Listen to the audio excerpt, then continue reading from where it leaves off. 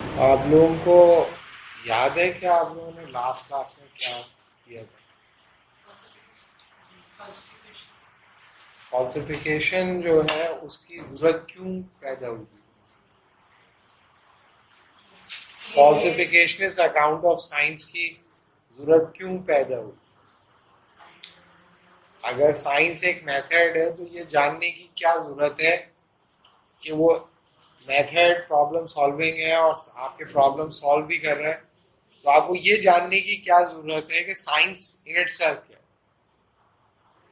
इसलिए जो जहाँ से इंफॉर्मेशन एक्वायर की जा रही थी वो सिर्फ उस पॉइंट पर उस इंस्टेंस के लिए ट्रू था, जनरलाइज नहीं हो पा रहा। नहीं, मिसाल के तौर पे आपको आपके पास एक बोतल है और बोतल में से एक जिन निकला है, जिन निकला है बोतल से, और जिन ने कहा कि आप बोलो क्या काम आपका, क्या चाहिए आपको?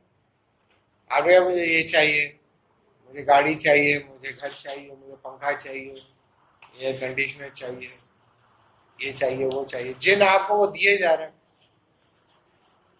तो आप, ये कोई अक्लमंदी की बात है कि आप ये सवाल उठाएं कि जिन जो है वो है क्या?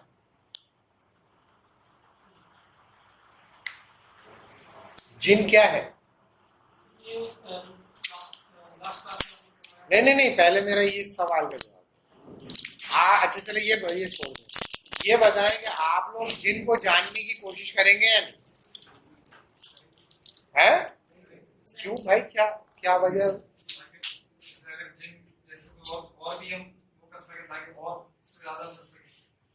जिन आपको दे रहा काफी नहीं है, और चाहिए? और जिन पकड़ना, ये ठीक है। ज्यादा लालची हुई तो जगह ढूंढने की दिन लाता कहां से?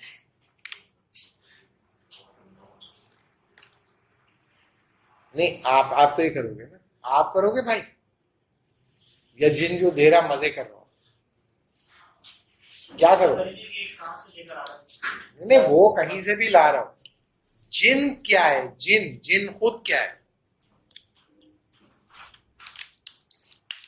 जिन इन इट सेल्फ क्या है? ये जानने की आप कोशिश करोगे, या जिन का लाया हुआ बस खाते रहोगे, मौज करते रहोगे? आप खुद क्या करोगे?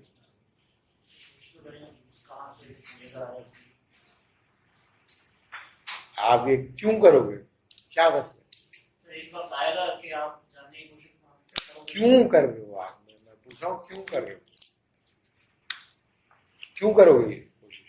सवाल तो उठेगा इंसान के दिमाग के अंदर, जानने की कोशिश करेंगे बैकग्राउंड क्या है इसका। आप क्यों क्यों जानने की कोशिश करोगे भाई? यही तो पूछ रहा हूँ, जिनको क्यों जानना चाहते हो आप?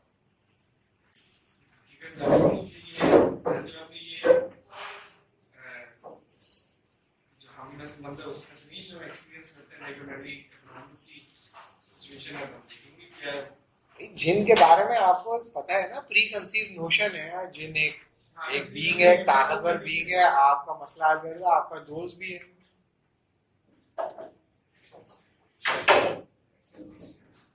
पहले से पता है तो मतलब इतना ही पता है जितना अभी आपको पता है, बस ये बोतल में से निकल आया, बस कह रहा बोलो क्या चाहिए आप, क्या चाहिए आप? तो आप जिन को जानने की कोशिश करोगे या काम लोगे जिनसे? आप खुद क्या करोगे? जिनको जानते तो है ना, ये तो पहले से पता है ना, फिर सवाल है क्या क्या करें? काम भाई इतना जानना काफी है कि जिन एक होता है बीइंग जो हमारे से ताकतवर है, हमारे से ज्यादा ताकतवर है। समझ नहीं रहे आप लोग, खुल के बात नहीं कर रहे। हालांकि ये दौर है खुल्लम खुल्ला बात करने का, हर चीज होगी खुल्लम खुल्ला, ये है ये दौर। आप खुल के बात नहीं कर रहे। ही करेंगे ना, जिन अगर उसके पास कोई ऐसी एबिलिटी है तो कब तक दे सकता है लोगों चाहिए, या उसकी कोई एक लिमिट है जहाँ पर खत्म होएगा, ताकि हम उसके बाद हासिल करने के लिए क्या करें। ठीक है, तो हमारी जिंदगी पर इस तरह असर अंदाज हो रहा है डेफिनेटली ये सवाल तो पैदा होगा ना कि हमें हर चीज प्रोवाइड कर रहे हैं, हमारी जिंदगी इसकी वजह से कत्ल हो रही है या सहूलियात मिल रही है तब भी, नहीं मिल रही है तब भी, तो हम पता तो करेंगे ना कि ये है क्या चीज जो सारा कुछ कर ही रही है। ठीक है जी, आप जानने की कोशिश करेंगे कि ये क्या चीज़ है, कहाँ से आई। आप तहकीक करेंगे पहले से। आप भाई सब थोड़े से भी enjoy करेंगे, उसके आप पता नहीं। आप भाई देखो भाई, आप लोग जिस तरह से जा जाके चीजें टेक्नोलॉजी खरीद खरीद के ला रहे हो, आप तो कोई तहकीक नहीं कर रहे कहाँ से आ रही है। ये तो बिल्कुल गलत आप बात कर रहे हो। बिल्कुल आपका जो रवैया है, आम इंसानी रवैया जो है, वो तो भेड़ बकरियों की तरह, जो नई चीज गैजेट आए थे वो जाके सब खरीद लेते हैं जानवरों की तरह। ये जो आप लोग बता रहे हो कि जिन जो है बड़ा आप रिफ्लेक्ट करोगे, नहीं भाई ये है क्या, लाओ मुझे जरा चेक कराओ, मैं इसको इन्वेस्टिगेट करता हूँ। पहली बात तो आपकी सलाहियत नहीं है, दूसरी बात आपका एटीट्यूड भी नहीं है, और ये तो रिफ्लेक्ट भी नहीं हो रहा है आम आदमी की जिंदगी से। जो उसको खिलौना मिल रहा है उसको इस्तेमाल कर रहा है, बस वो लेना कैसे कैसे चलता है। तो जिनको जानना जरूरी होता है उन लोगों के लिए जो जिन जितना कर रहा है ना उससे मुतमईन नहीं होते, कहता मुझे तो और चाहिए। उनका वजूद होता है जहन्नुम की तरह, हल में मजीद। वह जिन अपने फुल पोटेंशियल पे काम कर रहा है कि नहीं कर रहा। जैसे आप कहते हैं ना, डिग्री देते हैं आप लोग ह्यूमन रिसोर्स मैनेजमेंट। क्या है ह्यूमन रिसोर्स मैनेजमेंट? क्या कहती है ह्यूमन रिसोर्स मैनेजमेंट? ये ह्यूमन एक कंजीनियल फॉर्म ऑफ कैपिटल है, उससे फुल ब्लोन कैपिटल एक्यूमुलेट नहीं कर रहे आप, और करना है अभी तो हमें, उसके लिए आप डिग्री देते हो। यही होता है ना भाई। तो जो ह्यूमन रिसोर्स की डिग्री ले लेता है वो इंसान से ज्यादा सरमाया प्रोड्यूस करता है बनिस्बत उस इंसान के जिसका ह्यूमन रिसोर्स की डिग्री नहीं होती। इसका क्या मतलब है? उसने इंसान को कैपिटल एक्यूमुलेशन के लिए अंडरस्टैंड कर दिया। तो दुनिया में फिजिक्स, केमिस्ट्री, बायोलॉजी ये तो काम कर रही थी ना। तो ये सवाल उठाना कि साइंस क्या है, ये बिल्कुल वैसे ही है जिस तरह जिन आपके काम कर रहा है, बायोलॉजी काम कर रही है, फिजिक्स काम कर रहा है, एस्ट्रोनॉमी काम कर रही है, केमिस्ट्री काम कर रही है, उसमें फील्ड में आके लोग काम कर रहे हैं। लेकिन एक फलसफे का आदमी बाहर बैठ के कहे नहीं मुझे ये सवाल नहीं कि केमिस्ट्री क्या क्या काम कर रही है और फिजिक्स, मैं ये जानना चाहता हूँ ये इसकी स्ट्रेंथ क्या है, ये है क्या यूनिट्स। जब आप ये सवाल उठाते हैं ना कि जो जिन आपके लिए काम कर रहा है, साइंस का जिन जो इंसानों के तमाम काम कर रहे हैं और बिगड़ी बना रहा है इंसानों की, उसको जब आप अंडरस्टैंड करने की कोशिश की तो पहले उन्होंने कहा अरे ये जो जिन है ना ये इंडक्टिविस्टिक है, ये है इंडक्टिविस्टिक। इसकी जो स्ट्रेंथ है ना, इसकी वेरिफाइबिलिटी प्रिंसिपल पे है और इसकी सर्टिनिटी के ऊपर है और इसकी इंपेरिकल वेरिफिकेशन के ऊपर है और इसकी यूनिवर्सल इंपेरिकल वेरिफिकेशन आपको ऑब्जेक्टिव नॉलेज प्रोवाइड करती है। तो असल में साइंस, चाहे वो बायोलॉजिकल साइंसेज हो, केमिस्ट्री हो, फिजिक्स हो, एस्ट्रोनॉमी हो, जो भी फील्ड दुनिया में ग्रो कर रही थी वो क्या है, बुनियादी तौर पर इंडक्टिविज्म। फॉल्सिफिकेशनिस्टों ने आगे कहा कि जो जिन के बारे में या साइंस के बारे में हजरत आपने इत्तला हुई, पहली बात तो ये कि ये तो वेरीफाई करता ही नहीं, कंक्लूसिवली वेरीफाई करता ही नहीं, सर्टेनिटी के साथ वेरीफाई करता ही नहीं। तो लिहाजा सर्टेनिटी के साथ वेरीफाई नहीं करता बल्कि सर्टेनिटी के साथ फॉल्सिफाई करता है। तो हम आपको ये बताते हैं कि बुनियादी तौर पर ये जो साइंस है प्रॉब्लम सॉल्विंग है, आपके मसले हल कर रहा है, सीधे कर रहा है, लेकिन आपको इसको काबू करने के लिए पहले जानना पड़ेगा कि ये असल में इंडक्टिविस्टिक है या फॉल्सिफिकेशनिस्ट। तो फॉल्सिफिकेशनिस्ट अकाउंट ऑफ साइंस है। तो फॉल्सिफिकेशनिस्ट अकाउंट ऑफ साइंस की उम्र तो इंडक्टिविस्टिक अकाउंट ऑफ साइंस से भी कम है। उसके बाद जो फिलॉसफी ऑफ साइंस के जो एक्सपर्ट्स हैं उनमें कुछ लोगों को हम कहते हैं स्ट्रक्चरलिस्ट।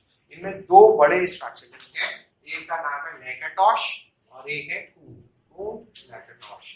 सही है, दोनों स्ट्रक्चरलिस्ट एक्सप्लेनेशन देते हैं साइंस की, और इन दोनों में जो कॉमन फैक्टर है और कॉमन फाउंडेशन है वो भी पहले हम देखेंगे, उसके बाद जो इनमें डिफरेंस है वो भी हम देखेंगे।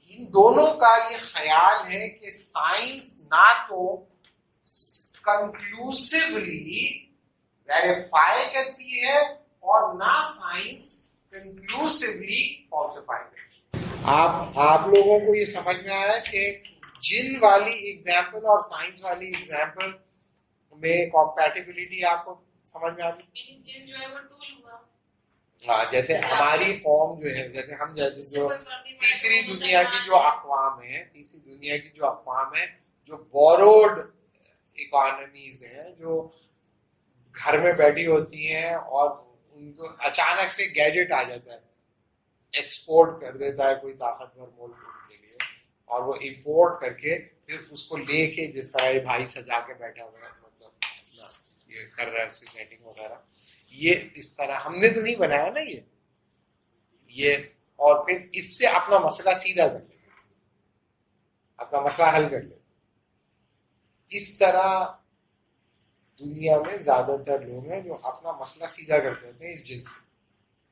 वो ये जानने वाली की कोशिश नहीं करते ये जिन है क्या। तो ये मेजॉरिटी जो इंसान होते हैं उनका इस सवाल से बहस ही नहीं होती कि जिन है क्या। एकेडेमिया जो है इस सवाल से डील करती है कि भाई ये क्या है ये, क्योंकि अगर जिन आपके ही खिलाफ हो गया तो आप क्या करोगे। किसी दिन जिन ने कहा आज तुझे खाऊंगा भाई, मैं बहुत काम कर लिया तेरा, मैंने आज तुझे खा जाऊंगा, तो आपको पता होना चाहिए जिन है क्या ये। क्योंकि कभी आप जो आपसे ताकतवर है ना, तो असल में आप उसको नहीं पालते, वो आपको पालता है। आप उसको ओन नहीं करते, वो आपका जिन नहीं है, आप उसके इंसान हो। It is not you who owns the Jini, it's the Jini who owns you, क्योंकि वो आपसे ताकतवर है। तो साइंस को समझना और उसको सर्टेनिटी को जानना, डिस्कवर करना, अंडरस्टैंड करना जरूरी था। उसकी मैथडोलॉजिकल लिमिटेशंस क्या है, वो किन चीजों का अहाता कर सकता है और किन चीजों का अहाता नहीं कर सकता। इसके लिए फिलॉसफी ऑफ साइंस जनरेट हुई। और ये जो लोग हैं, ये लैकेटॉश, ये सब फिलॉसफी ऑफ साइंस के लोग हैं। खुद साइंस का बैकग्राउंड, हार्डकोर साइंस का बैकग्राउंड रखने वाले लोग हैं। ये ऐसे नहीं है कोई मेरी तरह के जिनको साइंस का पता नहीं है। ये फिजिस्ट है या मैथमेटिशियन है, ये हार्ड साइंसेस के लोग हैं। ये आपको बताएंगे कि साइंस क्या होती है। तो जो बॉटम लाइन थी वो ये कि जो हमने रिलीजन के साथ बहस शुरू की थी, वो बहस ये थी कि रिलीजन सर्टेनिटी नहीं देता, क्योंकि वो सच्चाई से शुरू करता है। साइंस देती है सच्चाई क्योंकि वो मेथड से शुरू करती है। तो जब आपका इन्हिसार मेथड के ऊपर है, तो पहले आपको ये बताना पड़ेगा वो मेथड इन इटसेल्फ कैसे फंक्शन करता है, क्या है वो। तो लोगों ने कहा वो मेथड जो है वो इंडक्टिविस्टिक है। फिर कुछ ने कहा नहीं, वो मेथड इंडक्टिविस्ट नहीं है बल्कि वो फॉल्सिफिकेशनिस्ट है। और फिर मैंने आपको ये भी बताया कि इंडक्टिविस्टिक मेथडोलॉजी के अंदर थोड़े दिन वो फंक्शनल करने के बाद उन्होंने कहा सोफिस्टिकेटेड इंडक्शन जो है कॉम्प्लेक्सिटी ऑफ साइंस को टेक अप कर सकता है। फिर कुछ लोगों ने कहा कि नहीं, उसके बाद जो है वो उसको और उन्होंने सोफिस्टिकेटेड इंडक्टिविज्म के थ्रू एक्सप्लेन करने की कोशिश। उसके बाद फिर जो फॉल्सिफिकेशनिस्ट आए, उन्होंने भी फर्स्ट वर्जन जो फॉल्सिफिकेशनिस्ट अकाउंट का दिया वो बड़ा ओवर सिंप्लीफाइड था। उसके बाद जब सोफिस्टिकेटेड इंडक्टिव फॉल्सिफिकेशनिज्म आया तो उसने और ज्यादा कॉम्प्लेक्स एक्सप्लेनेशन दी। लेकिन जो बॉटम लाइन थी वो ये कि एक कहता था यकीन के साथ आप वेरीफाई करोगे, दूसरा कहता है यकीन के साथ आप फॉल्सिफाई करोगे। तो असल झगड़ा किसका है? तयक्कुन का है, यकीन का है। हाँ, स्ट्रक्चरलिस्ट कहते हैं ना सर्टेनिटी के साथ वेरीफाई कर सकते हो, ना सर्टेनिटी के साथ आप फॉल्सिफाई कर सकते हो, क्योंकि इंडक्टिविस्टिक और फॉल्सिफिकेशनिस्ट अकाउंट ऑफ साइंस पूरा का पूरा हिस्ट्री ऑफ फिजिक्स के साथ कंसिस्टेंट नहीं है। ये आज हम देखने की कोशिश कर रहे हैं, आज हम ये देखने की कोशिश कर रहे हैं। आप लोगों को ये पता है कॉपरनिकस कौन था? कॉपरनिकस।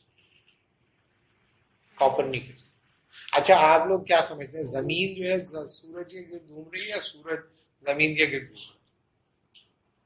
आप लोगों को क्या लगता है? नहीं, आप लोगों को क्या लग रहा है? दोनों को पढ़ा है हमने, तो लगेगा तो नहीं बता सकते वैसे हम। सूरज के गिर्द तमाम प्लैनेट घूम रहा है और सूरज के गिर्द से नहीं, अभी फिलहाल सूरज घूम रहा नहीं घूम रहा, जमीन सूरज के गिर्द घूम रही है। आप क्या कह रहे हैं भाई? ये कह रहा हूँ सर, दो थ्योरीज आई थिंक जिसमें दोनों अपने आर्गुमेंट्स पेश करते हैं, लेकिन ये कंफ्यूजन है। कौन सा? सालों से चल रहा है कि कौन किसके गिर्द घूम रहा है। नहीं, तो आप क्या समझ रहे हो? मैं ये नहीं बोल रहा कि वो क्या, आप क्या समझ रहे हो? जमीन घूम रही है, ठीक है। तो जमीन घूम रही है अगर सूरज के गिर्द, तो इसे कहते हैं हीलियोसेंट्रिक थ्योरी। अगर आप कहते हैं नहीं, सूरज घूम रहा है जमीन के गिर्द, जमीन स्टैटिक है, जमीन नहीं गर्दिश कर रही, तो इसे कहते हैं geocentric theory. Geocentric theory, heliocentric theory. Geocentric theory का जो बुनियादी जो डिफेंडर है, अर्ली यानी कि थिंकर जो था, उसका नाम था टॉलमी, 2nd सेंचुरी का, सही है, 2री सदी ईस्वी का, ठीक है। ऐसी बकवासबाजी उसने नहीं की, मैथमेटिकल एक्सप्लिकेशन देकर इसने बताया कि जमीन किस तरह चक्कर लगाती है, कितने दिन में उसका चक्कर कंप्लीट होता है, दिनों का, महीनों का, सालों का हिसाब किताब करके उसने पूरा एक डेटाबेस जनरेट कर दिया, सब उसको फॉलो करते हैं। और एरिस्टोटेलियन जो एस्ट्रोनॉमी थी, एरिस्टोटेलियन साइंस जो थी, जो 280 BC का थिंकर है, हजरत ईसा की पैदाइश से 280 साल पहले का है, हजरत ईसा के बाद 200 साल बाद का है, वो हजरत ईसा के तकरीबन 300 साल पहले का है, ठीक है।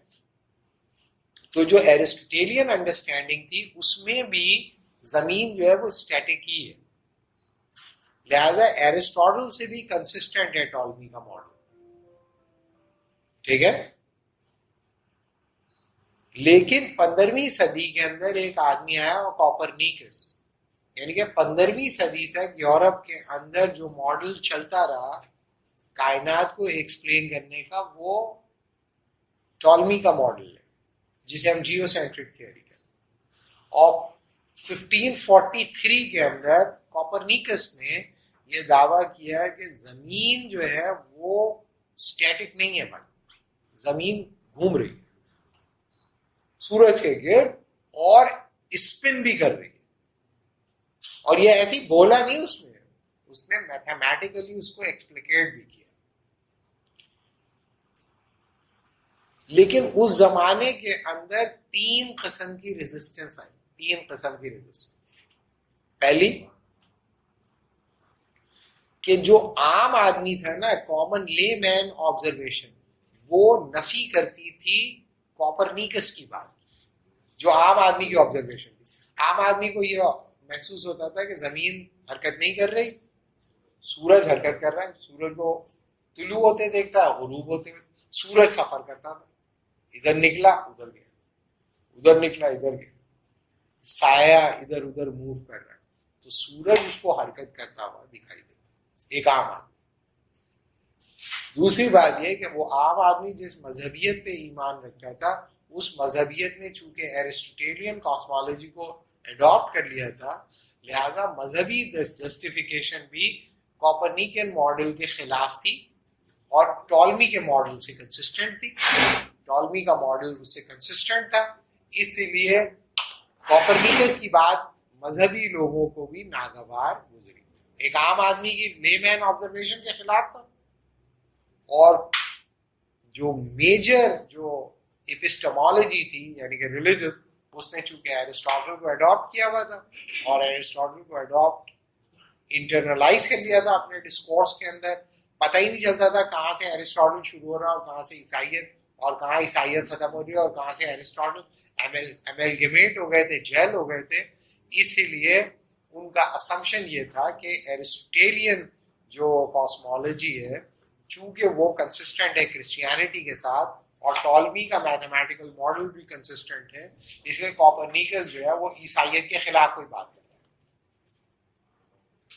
और तीसरा जो था वो जो साइंटिफिक कम्युनिटी थी उस माशरे की, वो भी अग्री करती थी टॉलमी के मॉडल से और कोपरनिकन मॉडल के वो खिलाफ थी।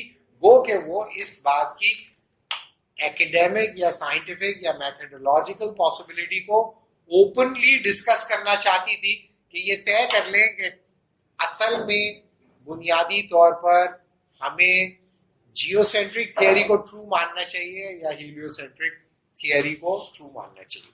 हम ये एग्जाम्पल यहाँ पर क्यों ले रहे हैं? यहाँ पर ये एग्जाम्पल भाई इसलिए ले रहे हैं कि कुछ लोग ये समझते हैं कि जियोसेंट्रिक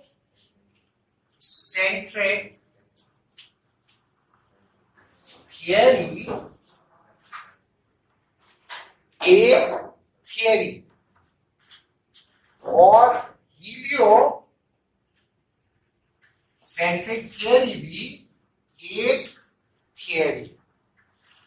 अगर आप इंडक्टिविस्टिक अकाउंट ऑफ साइंस या फॉल्सिफिकेशनिस्ट अकाउंट ऑफ साइंस को अप्लाई करें इसके ऊपर, तो वो ये समझेगा जियोसेंट्रिक थियरी का स्टेटमेंट क्या है? The sun moves around the earth. Single statement.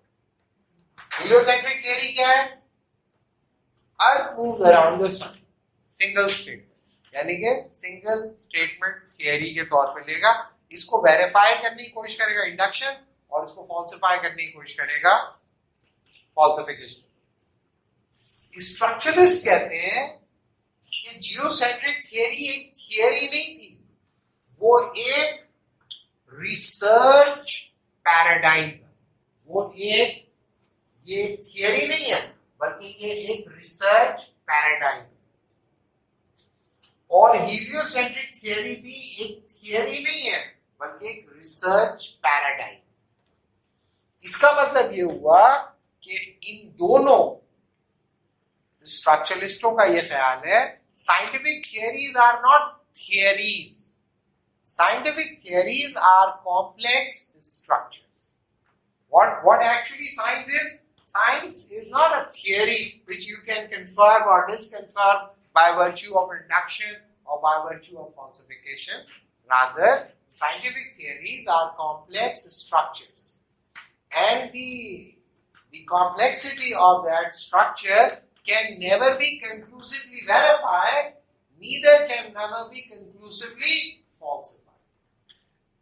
जो कॉम्प्लेक्स स्ट्रक्चर्स होते हैं वो ना कंक्लूसिवली कंफर्म होते ना कंक्लूसिवली डिसकंफर्म होते। इस वजह से साइंस को इंडक्टिविज्म के थ्रू समझने की कोशिश करना या फॉल्सिफिकेशनिज्म के थ्रू समझने की कोशिश करना अंडर एस्टिमेट करेगा कॉम्प्लेक्सिटी ऑफ साइंस को।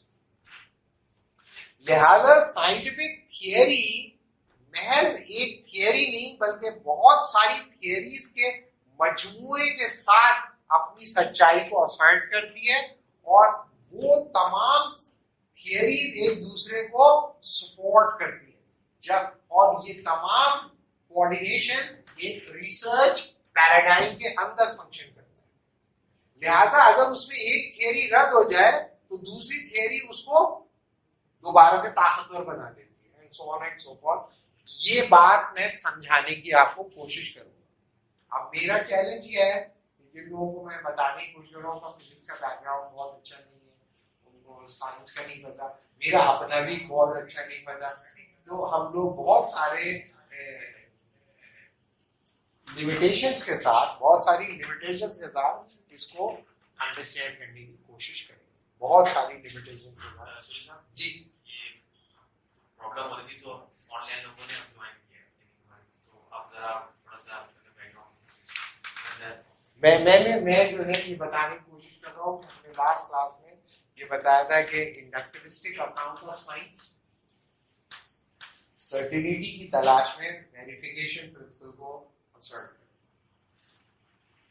फॉल्सिफिकेशन अकाउंट कहते हैं कि सर्टेनिटी नहीं मिल सकती वेरिफिकेशन के थ्रू, क्योंकि उसकी उसमें प्रोबेबिलिटी, वो प्रोबेबिलिटी उसकी प्रोबेबिलिटी हाई हो सकती है, लो हो सकती है, लेकिन वो सर्टेन नहीं होता, क्योंकि आप सर्टेनिटी के साथ तजर्बे की बुनियाद पर किसी चीज को वेरीफाई नहीं कर सकते। ये हमने कर लिया है।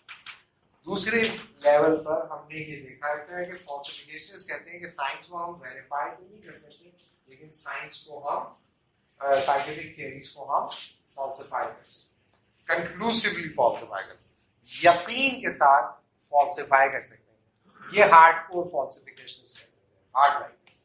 उसके बाद जो सोफिस्टिकेटेड फॉल्सिफिकेशनिज्म है वो कहता है कि ऐसा नहीं होगा कि एक भी ऑब्जर्वेशन अगर हमें हमारी थियरी के खिलाफ नजर आ गई तो हम उस थियरी को उठाकर रद्द कर देंगे, बल्कि हम मॉडिफिकेशन करके थियरी को बचाने की कोशिश करेंगे।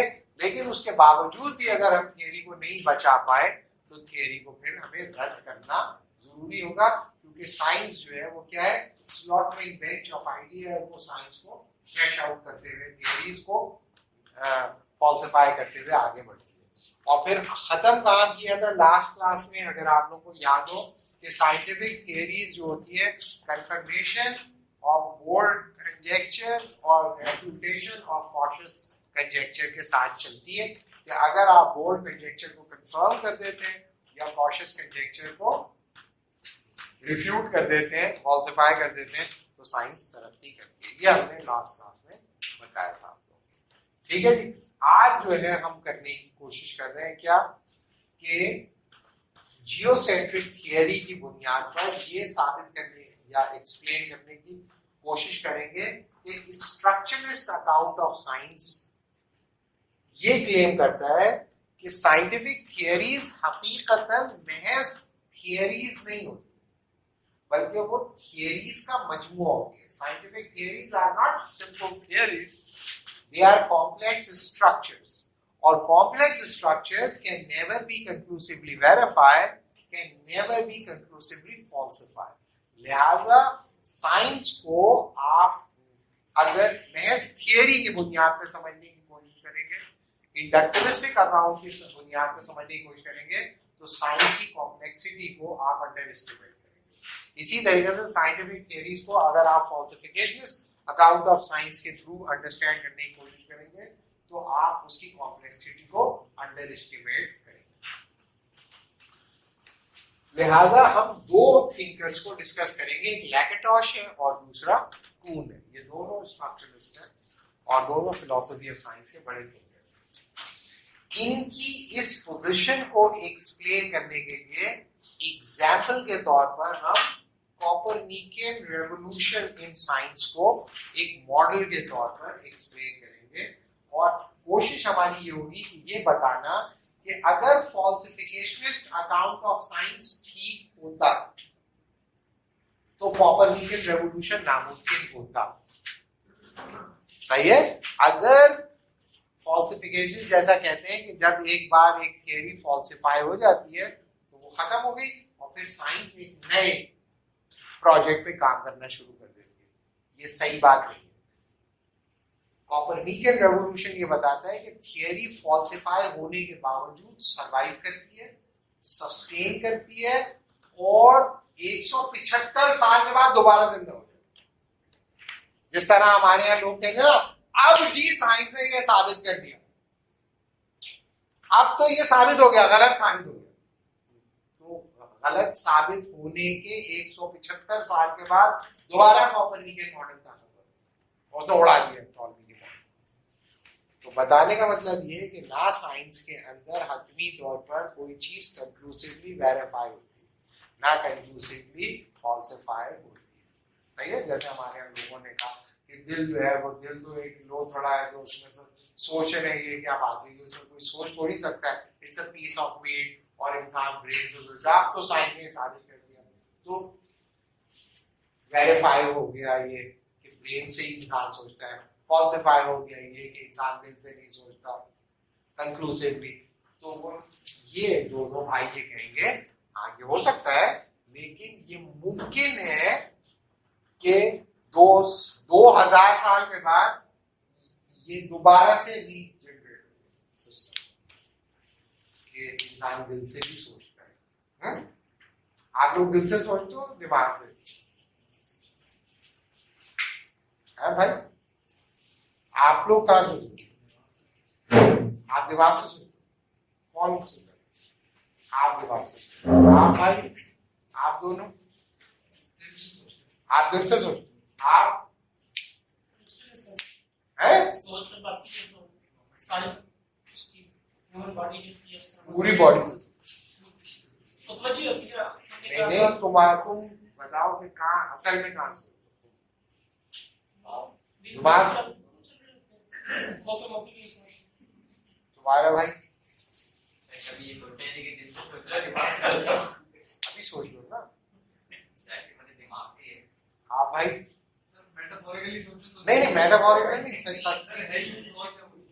तुम्हारा क्या है? बॉडी के अंदर ब्रेन ब्रेन ही आप भी दिमाग से सोचते हो। आप दिल से सोचते हो।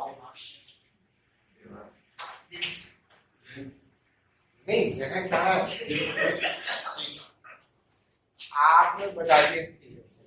तो इससे ये इसका मतलब ये हुआ कि अगर कोई आदमी है हम तो साइंटिफिकली इवैल्यूएट कर ले तो वो कहेगा नहीं यार ये दिल आप दिल से नहीं सोचते आप ध्यान से सोचते। मिसाल के तौर पे अगर फर्जी है कि तुम लोगों का दिल ट्रांसप्लांट कर दें दिल दूसरा लगा दें किसी और तो तुम जो सोच तब्दील हो जाएगी कि नहीं? नहीं दिल पूरा चेंज कर दे दूसरा लगा दे दूसरा आदमी का दिल लगा दे तो दिल तुम चेंज हो जाओगे या नहीं? नहीं मेडिकल साइंस कहती नहीं कंक्लूसिवली फिल्मों में ऐसी बताया लेकिन साइंस नहीं मान रही ना। तो ये मुमकिन है कि अमेरिका में ट्रू स्टोरी एक मूवी बनी थी तो एक बंदा होता है वो उसको मोहब्बत हो जाती है लड़की से तो वो उसको प्रोटेक्ट करना करता है उस पर जाके फिर वो शादी कर लेता है तो स्ट्रॉन्ग वेल बिल्ट होता है। लेकिन वो लोग बोलते हैं कि भाई तो जैसे डल क्यों चलते तो कहता भाई मसला ये है कि मैंने बताया नहीं कि मेरे दिल में सुराख है जिसकी वजह से मैं ज्यादा दिन जिंदा नहीं रहूंगा। तो लड़की तो उसे बहुत मोहब्बत करती थी तो उसको बहुत दुख होता है। तो गरीब भी होते हैं वो अमेरिकन को लेटर लिखते हैं आम कि भाई मेरा शौहर है हम मोहब्बत करते हैं इसके दिल में सुराख है तो इसको इलाज के हमारे पास पैसे नहीं है। तो जो गरीब अमेरिकन होते हैं ना आम कोई $2 कोई $5 कोई $10 इस तरह भेजते हैं और पूल हो जाता है बहुत पैसा उसके पास बहुत पैसा आ जाता है। तो वो कहती है बहुत खुश हो जाती है कहती है भाई ये जो है हमारे पास पैसे जमा हो गए अब हम जो है तुम्हारा दिल ट्रांसप्लांट कराएंगे और डोनर भी मिल गया हमें। तो वो बंदा कहता है कि भाई मैं जो है दिल तो मैं नहीं चेंज करवाऊंगा। तो कहते हैं दिल क्यों नहीं भाई फिर तुम जिंदा। मैंने कहा नहीं इसी दिल से तो मैं मोहब्बत करता हूं। पैसे जमा करने से पहले ख्याल नहीं है उसने नहीं किया उसको बता ही नहीं होता वो जरा इस तरह का बंदा होता है तो खुद ही करती है उसकी बीवी। तो वो कहता है कि भाई मैं इसी दिल से चूंकि मोहब्बत करता हूं जब तक ये जिंदा चलेगा जब खत्म हो जाएगा दिल नहीं चेंज करवाऊंगा किसी और का दिल मैं नहीं लगाऊंगा। तो ये सही बात है साइंटिफिकली या गलत बात है? चलिए ये बताया आप लोग होते उस तरह के आशिक तो है भाई यानी कि आप मोहब्बत जिससे कर रहे हो वही चीज चेंज कर वही मशीन चेंज कर मोहब्बत बरकरार रहेगी कि नहीं? तो इससे ये पता चला कि ये जो सारी पूरी उर्दू शायरी और फ्रेंच शायरी और इंग्लिश सब झूठ हुई ना। हाँ भाई ये सब झूठ है हमें पागल क्या वो सब लोग जो दिल के बारे में उन्होंने इतनी सारी शायरी की सब गलत है क्या? झूठ है ना वो सब झूठे है ना कज़ाब। दिल तो असल में वो जो एक कॉनोटेशन है फॉर द सॉन्ग नहीं कॉनोटेशन आप कॉनोटेशन समझ रहे हो ना गालिब नहीं समझ रहा दिल को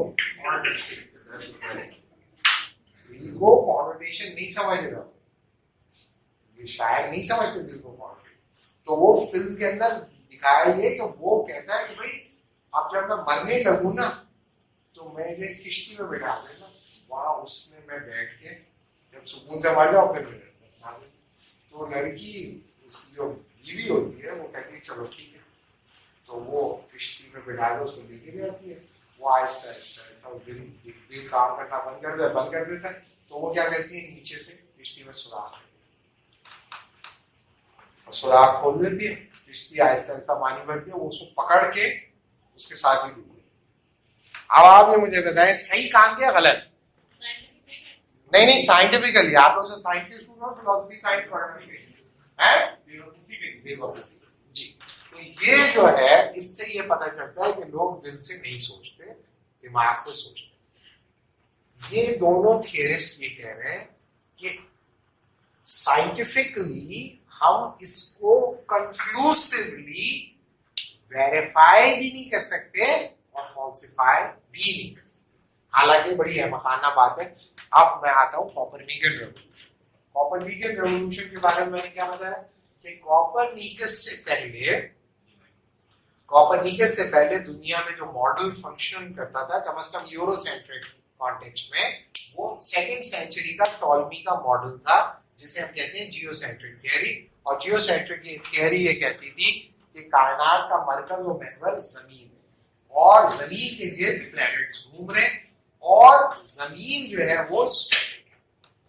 ये टॉलमी का मॉडल था। टॉलमी का ये मॉडल जो उनके लिए यूरोप के लिए सबसे बड़ा थिंकर था प्री क्रिश्चियन पीरियड का, जैसे एरिस्टोटल भी इस तरह की बात कहता था। वो कंसिस्टेंट है और हैंडआउट जब आप पढ़ेंगे तो वो बहुत आसान उसकी एक्सप्लिकेशन। तीसरा ये कि क्रिश्चियनिटी भी इसी तस्वुर को सपोर्ट करती थी, यानी कि फलसफा भी इसको सपोर्ट कर रहा था एरिस्टोटल का, उसकी मेटाफिजिक्स इसको सपोर्ट कर रही थी। दूसरा ये कि टॉलमी का मैथमेटिकल एक्सप्रेशन इसको सपोर्ट कर रहा था। तीसरा क्रिश्चियनिटी इसको सपोर्ट कर रही थी कि हजरत ईसा को क्रिश्चियनिटी के अंदर अल्लाह ताला के बेटे के तौर पे लिया जाता है और अल्लाह ताला का बेटा जहां पर आ जाए वही होगा ना सेंटर। तो सेंटर जो है वो हजरत ईसा ने जहां पर कदम रख दिया, तो गॉड कहां पे आ गया? खुद ही आ गया। तो इसका मतलब ये हुआ कि हुजूर वो हजरत ईसा जो है वो चूंकि सेंटर ऑफ द क्रिएटर है और वो जमीन पे आ गया, तो जमीन स्टैटिक होगी। लिहाजा टॉलमी का मॉडल, एरिस्टोटल का मॉडल और क्रिश्चियनिटी का मॉडल रिकंसाइल कर रहा है एक ही साथ। और जो आम लोग थे, हमारी तरह के आम लोग, उनको भी ऐसा ही लग रहा था कि सूरज हरकत करता है और जमीन स्टैटिक है। कोपरनिकस ने आगे इसको चैलेंज किया और कोपरनिकस ने कहा कि भाई जमीन जो है ना वो हरकत नहीं कर रही, जमीन न सिर्फ घूम रही बल्कि स्पिन भी कर रही है। लिहाजा जो साइंटिफिक कम्युनिटी थी उस दौर में, क्योंकि कोपरनिकस की एक रिस्पेक्ट थी और कोपरनिकस की एक यानी कि क्रेडिबिलिटी थी माशरे के अंदर, और वो एक प्रैक्टिसिंग क्रिश्चियन आदमी भी था। लिहाजा कुछ लोग जो पढ़े लिखे लोग थे उन्होंने कहा कि कोपरनिकस को अपनी थ्योरेटिकल पोजीशन को एक्सप्लिकेट करने का मौका देना चाहिए। जो उसने मैथमेटिकल एक्सप्लेनेशन दी थी वो आम आदमी के बस की नहीं थी, लेकिन उसको सिंप्लीफाइड मैनर में उसे काउंटर नैरेटिव उसके आ रहे थे। कोपरनिकस से उनका तकाजा ये था कि अगर तुम्हारी बात में सच्चे हो तो इन सवालात के या इतराजात के जवाब देते चले जाओ। मिसाल के तौर पे कुछ लोगों ने एक बड़ा सा वो बना लिया पहिया, व्हील, और उन्होंने व्हील के ऊपर चीजें रखी और फिर पहिए को घुमाया, दो चीजें गिर गई। उन्होंने कहा अगर जमीन जो है वो हरकत कर रही है तो हम लोग गिर क्यों नहीं रहे? तो कोपरनिकस इसका कोई कंक्लूसिव जवाब, सब्सटेंटिव जवाब नहीं दे पाया, सिवाय उसके कि जमीन का चूंकि बहुत बड़ा है, यानी कि डायमीटर बहुत बड़ा है इस वजह से, लेकिन जो बड़ी चीजें वो तो गिर ही सकती है ना, छोटी नहीं गिर है, बड़ी चीजें तो, लेकिन ये कि वो उसका कोई बहुत अच्छा जवाब नहीं दे पाए। लेकिन जो बुनियादी तौर पर जो डिसाइसिव रहा, जिसके नतीजे में कोपरनिकस को बहुत ज्यादा प्रॉब्लम का सामना करना पड़ा, वो टावर एग्जाम्पल थी। उन्होंने कहा कि एक बहुत बड़ा टावर के ऊपर अगर हम एक पत्थर ले जाएं या मेटालिक बॉब ले जाएं और उसको ऊपर से फेंकें, तो जब ये यहाँ पे आ जाएगा तो फिर तो ये फ्री हो गया ना, अब तो ये किसी चीज से जुड़ा हुआ नहीं है। तो कोपरनिकस के थियरी के हिसाब से अगर जमीन हरकत कर रही है तो बॉल, ये जो बॉल हो, मेटालिक बॉब जो हो, वो फुट के ऊपर नहीं गिरना चाहिए, क्योंकि अभी आजाद हो गए, लिहाजा इधर गिरे या इधर गिरे या इधर गिरे, क्योंकि जमीन जब हरकत करेगी तो फुट भी, ये जो टावर है ये भी हरकत कर जाएगा, और ये तो फ्री फॉल कर रहा है, लिहाजा इतनी देर में इसको फुट पे नहीं गिरना चाहिए, इधर या उधर गिरना है। लेकिन जब भी उसको फेंका वो फुट पे ही गिरा। इससे ये पता चला कि जमीन हरकत नहीं कर रही। कोपरनिकस इस सवाल का जवाब नहीं दे सका। जब कोपरनिकस इस सवाल का जवाब नहीं दे सका तो लोगों ने कहा कि तुम अपनी पोजीशन से रिट्रीट करो, क्योंकि ये फॉल्सिफाई हो गई, थियरी फॉल्सिफाई हो रही है। कि भाई अगर तुम ये कहते हो कि जमीन हरकत कर रही है तो ये बॉब जो है वो फुट के ऊपर आके कैसे गिर रहा है। चूंकि कोपरनिकस का जो ख्याल था या तसव्वुर था वो ठीक तो था, लेकिन कोपरनिकस को बहुत सारी चीजों के बारे में नहीं पता था। मिसाल के तौर पे कोपरनिकस को ये नहीं पता था कि ग्रेविटेशनल लॉज के बारे में उसको नहीं पता था, उसको लॉ ऑफ इनर्शिया के बारे में पता नहीं, उसको लॉज ऑफ मोशन के बारे में नहीं पता था, जो बाद में न्यूटन ने कर। इसी तरीके से उसको प्लैनेटरी मोशन के लॉज का नहीं पता था, जो केपलर ने बाद में जाके डिस्कवर किया। उसी तरीके से कोपरनिकस के पास कोई ऐसी इंस्ट्रूमेंट नहीं था जिसकी बुनियाद पर वो टेलीस्कोपिक विजन से लोगों की ऑब्जर्वेशनल कैपेसिटी को बढ़ाकर नलिफाई करता एरिस्टोटेलियन तस्वुरात को, जो सब लूनर स्पेस और इंट्रा लूनर स्पेस के बारे में उसके लिए।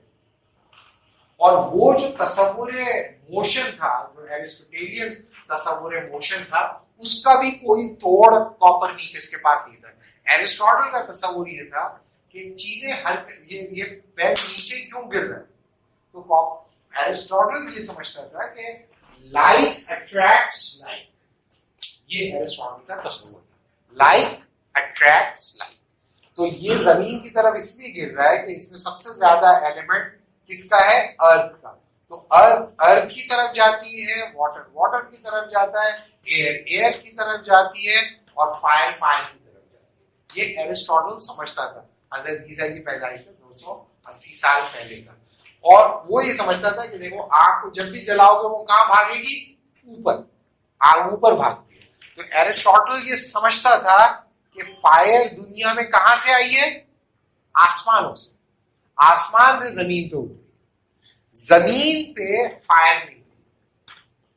ये कैसे कहता था एरिस्टोटल, क्योंकि जो ग्रीक्स थे उनकी mythological explanation construction of the world की जो थी वो इससे कंसिस्टेंट थी। यानी कि कौन लेके आया था आग जमीन पे, ग्रीक्स में, ग्रीक्स और रोमन्स का क्या तस्वीर था, जमीन पे कौन लेके आया था आग, प्रोमीथियस लेके आया। प्रोमीथियस आग जो जुपिटर था उनके तस्वुरात में, जुपिटर जो था उसने दुनिया जो इंसानों को हवा, मिट्टी और पानी, इसके ऊपर उसने इंसानों को रखा था, और फायर इंसानों को नहीं दी जुपिटर। तो प्रोमीथियस ने कहा कि भाई फायर जो है वो नॉलेज है, फायर इंसानों को दो। तो उसने कहा कि भाई अगर इंसानों को फायर मिल गई तो ये हमारे काबू से बाहर हो गए। तो ग्रीको रोमन सिविलाइजेशन के अंदर खुदा में और बंदे में मोहब्बत का ताल्लुक नहीं है, कंपेटिटिव रिलेशनशिप, मुखासिमाना ताल्लुक।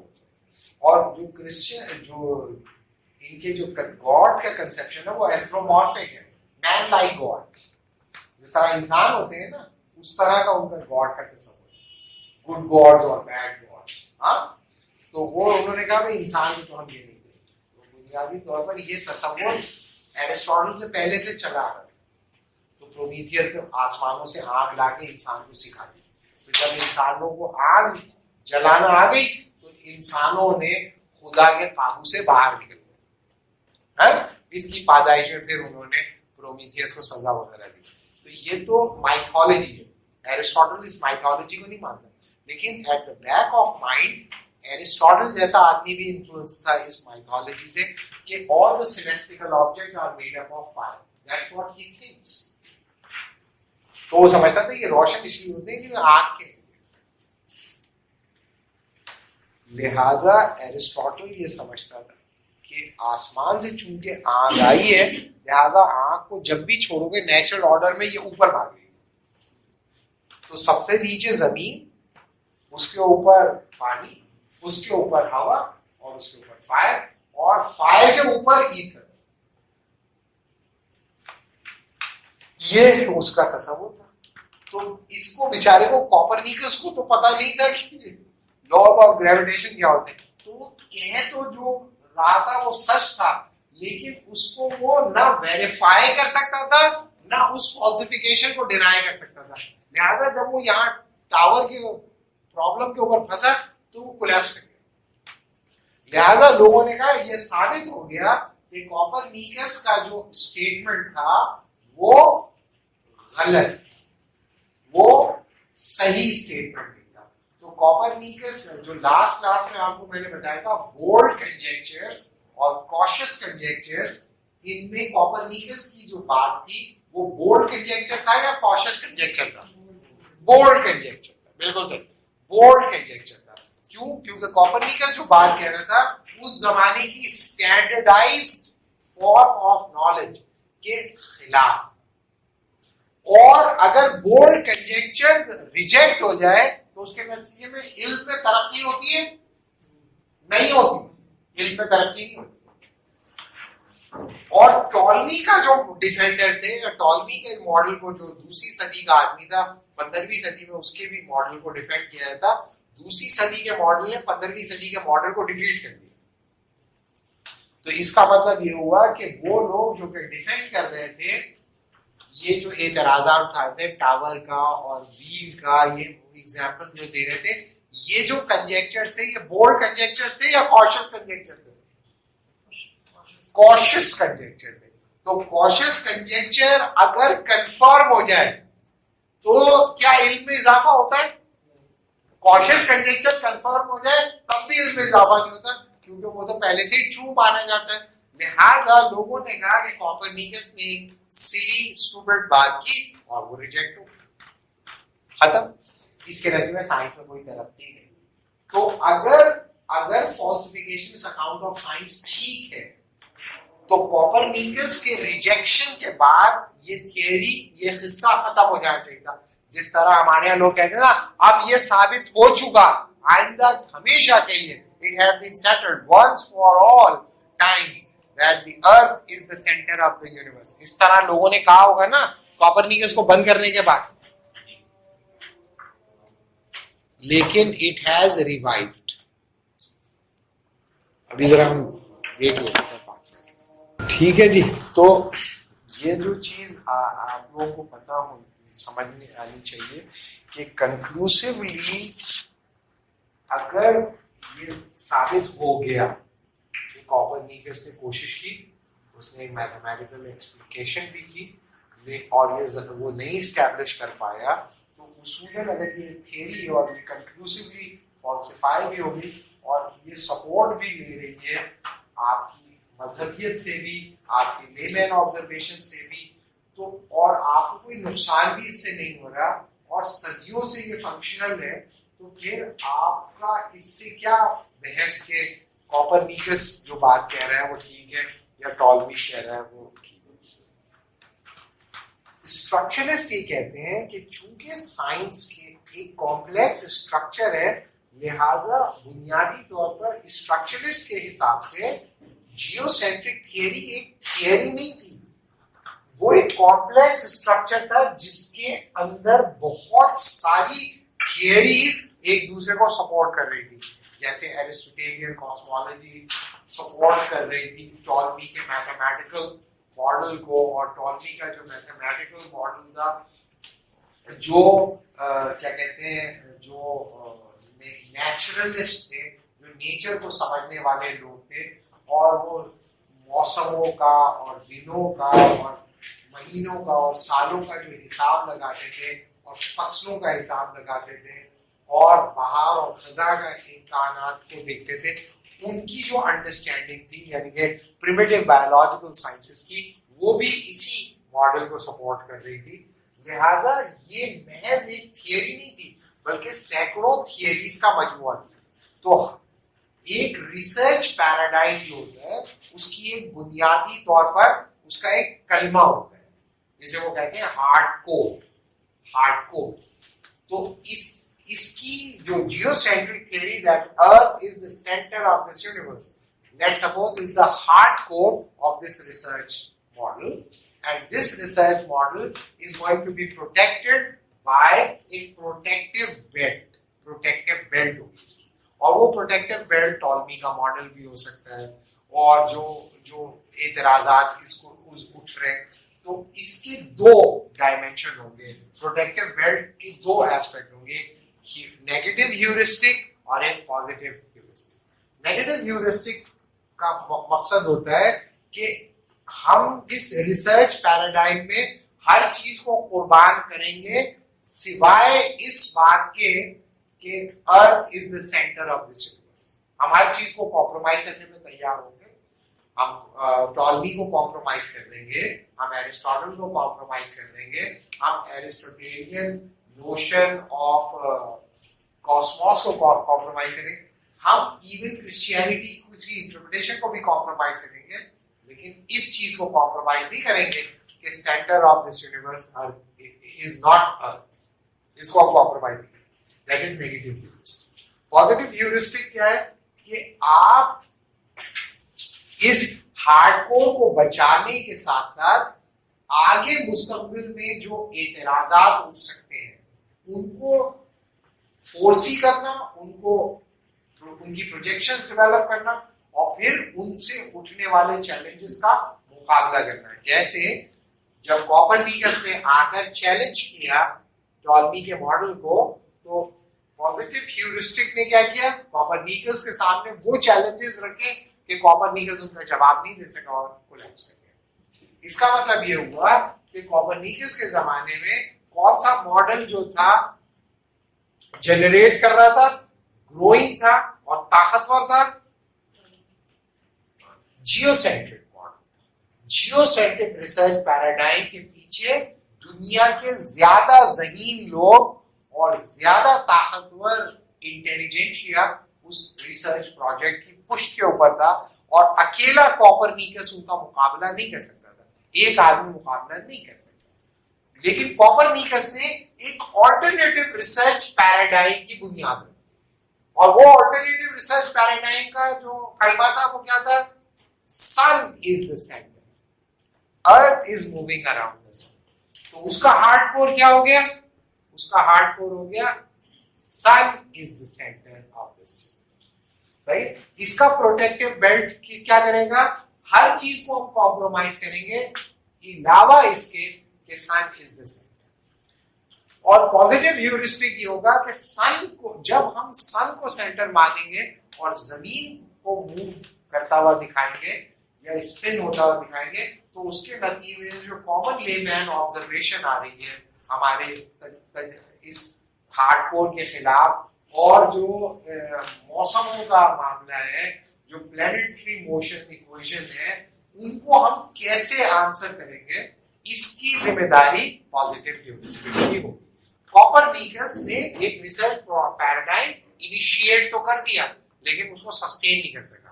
उसके बाद जब कॉपरनिकस मरा गया, उसके बाद जो है गैलीलियो आया 1543 के, हाँ, और वो कॉपरनिकस 1543 के अंदर उसने ये थियरी प्रेजेंट की थी। सही है। गैलीलियो आया 1609 के अंदर, उसने टेलीस्कोप बना लिया, और 1609 में उसने जो टेलीस्कोप बना के दिखाया, तो जो एरिस्टोटल का ये तस्वुर था कि चांद जो है वो एक परफेक्ट स्फीयर है, लोगों ने अपनी आंखों से देख लिया कि भाई वो तो पॉजिटिव, वो तो परफेक्ट स्फीयर है ही, उसके अंदर तो गड्ढे भी पड़े हुए हैं, उसके अंदर पहाड़ भी हैं और वो डग खड़कता है, हाँ, ऊपर नीचे है, यू नो, परफेक्ट स्फीयर नहीं है। और यू नो फिर उसके बाद गैलीलियो ने जब अपनी न्यू साइंस जनरेट की, न्यू साइंस जो उसने काम किया, उसके अंदर उसने ये जो अपना टावर की एग्जांपल थी कि भाई ये टावर से जब बॉब गिरता है तो वो फुट पे ही क्यों गिर रहा था, इसको गैलीलियो ने अपनी सर्कुलर लॉ ऑफ इनर्शिया से एक्सप्लेन करने की कोशिश की कि भाई वो जब यानी कि स्पिन करती है अर्थ तो उसके नतीजे में वो इनर्शिया की वजह से अपने फुट के ऊपर ही गिरता है। लेकिन जाहिर है कि सर्कुलर लॉ ऑफ इनर्शिया में फ्लॉज थी, उस जमाने में बहुत सारे लोगों ने उसमें बहुत सारी क्रिटिसिज्म की, वो हमारे डायरेक्ट ऑब्जेक्टिव नहीं है अभी, लेकिन ये कि सर्कुलर लॉ ऑफ इनर्शिया से उसने पॉजिटिव ह्यूरिस्टिक के थ्रू अपनी पोजीशन को असर्ट करने की कोशिश की कि ये मुमकिन है कि फ्री फॉलिंग बॉडी फुट के ऊपर ही गिरे despite this fact that earth is moving over its axis and moving around the sun. तो ये उसने अपनी एक चंपूगिरी की एक्सप्लेनेशन, जैसे हल्की एक्सप्लेनेशन उसने दी, बहरहाल वो कोपरनिकस के मुकाबले में ज्यादा गहरी थी। उसके बाद फिर केपलर आ गया और केपलर जो है उसने ये भी इनके 16वीं सदी का 16th सेंचुरी का मिड तक उसने लॉज ऑफ प्लैनेटरी मोशन दिए और वो लॉज ऑफ प्लैनेटरी मोशन के थ्रू ये इस्टेब्लिश करने की उसने कोशिश की कि जो प्लैनेट्स हैं ना वो जमीन के गिर्द नहीं घूम रहे, असल में वो सूरज के गिर्द घूम रहे हैं। लिहाजा उसने एक दूसरे अंदाज से वही बात कही जो कि कोपरनिकस कह चुका था। उसके बाद जो है न्यूटन आ गया और न्यूटन ने आके सबको ही चिट कर दिया और न्यूटन ने आके प्रिंसिपिया मैथमेटिका लिखी 1887 के अंदर और उसने ये बताया कि भाई ये जो सर्कुलर लॉ ऑफ इनर्शिया नहीं है, लीनियर लॉ ऑफ इनर्शिया उसने एक्सप्लेन किया। और न्यूटन जाहिर है कि गैलीलियो और कोपरनिकस के मुकाबले में ज्यादा गहरा और ज्यादा बड़ा थिंकर था। और दूसरा इसको फायदा ये था कि वो जिस रिसर्च पैराडाइम के अंदर काम कर रहा था उसके अंदर केपलर का जो काम था और गैलीलियो का जो काम था और कोपरनिकस का जो काम था उसने उसको इंस्पिरेशनल और एकेडमिक जो बैकिंग थी उसके पास, न्यूटन के पास ज्यादा ताकतवर बैकिंग थी, लिहाजा उसने उड़ा के रख दिया टॉलमी और एरिस्टोटल और दोनों। और उसने कहा ये जो एरिस्टोटल कहता है कि लाइट अट्रैक्शन ये जमीन वो ये फजूल बात है, ऐसा थोड़ी कुछ होता है कोई, ये तो फोर्स ऑफ अट्रैक्शन और रिपल्शन है between the two object and the magnitude of the force is directly proportional to the product of their masses and inversely proportional to the square of the distance between them, and where gravitational force remains, gravitation constant remains the same throughout the universe. ये उसने mathematically demonstrate किया। और जब queen ने उससे पूछा कि mister Newton there is no God in Principia Mathematica, so he said that in your excellency in order to explain this world mechanically we don't need God। तो उसने एक ही स्विंग के अंदर क्रिश्चियनिटी और दूसरी स्विंग के अंदर एरिस्टोटल और तीसरी स्विंग के अंदर जो है टॉलमी, तीनों को एक ही साथ गिरा दिया। लेकिन इसकी बुनियाद पर ये नहीं कहा जा सकता था कि टॉलमी का मॉडल खत्म हो गया है, ऐसा नहीं है। टॉलमी का मॉडल डीजनरेट होना शुरू हो गया लैकेटॉश के हिसाब से, क्योंकि उसकी जो प्रोटेक्टिव बेल्ट थी, उसकी जो नेगेटिव ह्यूरिस्टिक थी, वो एक अपने पैराडाइम के हिसाब से फंक्शन कर रही है और कोपरनिकस का मॉडल अपने पैराडाइम के अंदर। तो इसका मतलब है ये दो पैराडाइम बैक वक्त साथ साथ चलते रहे। कोपरनिकस है 1543 के अंदर उसकी थ्योरी और न्यूटन है 1687 का। तो 1687 और 1543 तो 100 साल से भी ज्यादा का वक्त है, तकरीबन तकरीबन 150 साल। तो सवाल ये कि 150 साल के अंदर ये कैसे तय होगा कि टॉल्मी का मॉडल ठीक है या कोपरनिकस मॉडल ठीक है? इन 150 सालों में कम से कम 3 जनरेशन पैदा हुई 50 साल की होगी, फिर मर गई, फिर दूसरी 50 साल की, फिर मर गई, और तीसरी। तो वो किस अहद के में जिंदा है, जियोसेंट्रिक में या हीलियोसेंट्रिक में? दोनों में। तो इसका मतलब है कि साइंस ने कंक्लूसिवली उन 150 सालों में उनका मसला हल किया कि नहीं किया? नहीं किया। इसका मतलब ये है कि लैकेटॉश और कून दोनों ये कहेंगे कि साइंटिफिक मॉडल्स होते हैं, साइंटिफिक कॉम्प्लेक्स स्ट्रक्चर्स होते हैं जो जनरेट करते हैं, ग्रो करते हैं या डीजनरेट होते हैं। ग्रो करते हैं, जो ग्रोथ होनी शुरू हुई 15वीं सदी से लेकर 17वीं सदी तक, वो ग्रोथ हुई हीलियोसेंट्रिक मॉडल, और डीजनरेट कौन सा हुआ? Geocentric model. और जियोसेंट्रिक मॉडल की जो ग्रोथ हुई वो 2nd सेंचुरी से लेकर 15वीं सदी तक हुई। लेकिन उसके मध्य मुकाबल कोई दूसरा मॉडल नहीं था। इससे ये इंप्लाई नहीं होता कि वो सच है, जो बार बार आपसे कह रहे हैं। किसी साइंटिफिक थियरी का अगर कंपीटिंग रिसर्च मॉडल अवेलेबल नहीं है तो इससे ये इंप्लाई नहीं होता कि वो सच है। जो हमारी कौम को समझना चाहिए, खास तौर पे जो आलिम है उनको समझना चाहिए कि भाई अगर कोई सच, सब लोग उसे सच मान रहे हैं तो इससे ये इंप्लाई नहीं होता कि वो सच ही है। इवन साइंस के अंदर जैसे अभी जो है वो दिल के बारे में बेचारे जितने भी शुरा ने फरमाया, आप सब ने उसकी बरमला, उसकी तौहीन और तज़लील की और ब्लास्फेमी की, और उसको रद्द कर दिया आप लोगों ने सब, है? आप लोग ने बोला कि आप लोग सब दिल से नहीं सोच रहे ना, आप लोग 1-2 भाई हैं बेचारे दिल से सोच रहे, बाकी सब लोग दिमाग से सोच रहे हैं। तो आप कहीं से भी सोच रहे हो, जो सोच है वो आपको मिल रही है, आपका काम चल रहा है। लेकिन फर्ज किया कि आप लोगों से कोई कहे दिल बदल लो, तो आप कहेंगे दिल बदलने के बाद भी मैं ऐसा ही रहूंगा। लेकिन कोई कहे आपका दिमाग बदल देते हैं, तो आप कहें नहीं फिर तो मैं बदल जाऊंगा, फिर तो मैं बदल। यही हुआ ना इसका मतलब। आप लोगों का दिमाग अगर दूसरे का दिमाग लगा दिया जाए तो आप लोग बदल जाओगे या नहीं? कितने लोग कहते हैं हाँ बदल जाएंगे? हाथ उठाएं।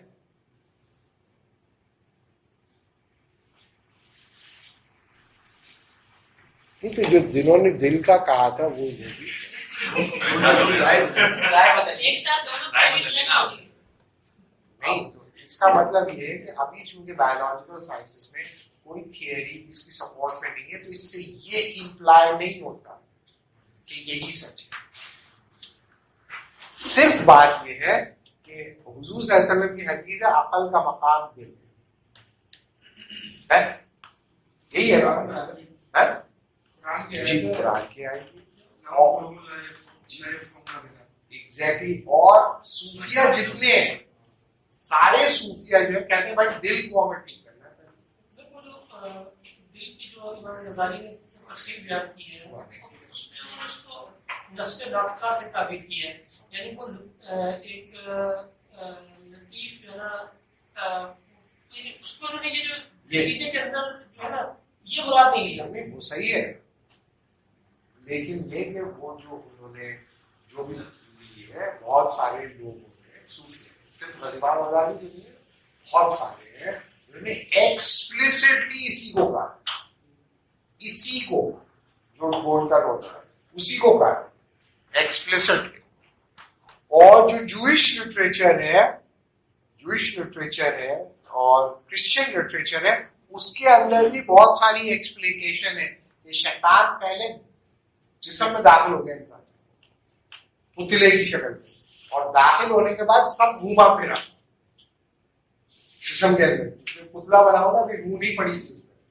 तो जूइश लिटरेचर कहता है सेटन उस पर घूमा फिरा तो उसने बाहर निकल आया, और उन्होंने कहा कि समझ में आया इंसान? बोलने का हाँ बिल्कुल, जैसे नेचर है ना वैसे ही है इंसान, जिस तरह पहाड़ है उस तरह इसकी हड्डियां हैं, और जिस तरह दरिया है उस तरह इसकी वेन्स हैं, और वैसे ही जैसे दुनिया है वैसे ही है इंसान।